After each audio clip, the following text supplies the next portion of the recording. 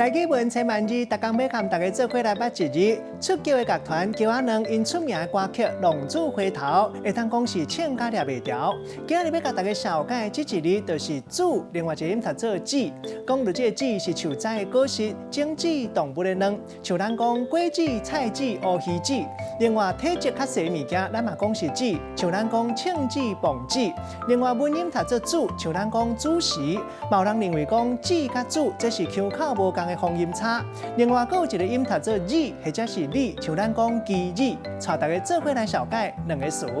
头一个果子，也就是水果。其实水果这个词，伫咧较早的台语字典都有记录啊。第二个词读做浪子，也就是无正经头路、四界伫浪流连的人。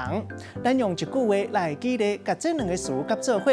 譬如讲，咱咧讲天照天理，人照架子，伊过去做浪子，做歹囝，捌头摕人的果子，即嘛改过自新，行好路，做好囝。今日小解这一日子，另外一个音读做子，另外嘛读做字甲理，提供予大家参考。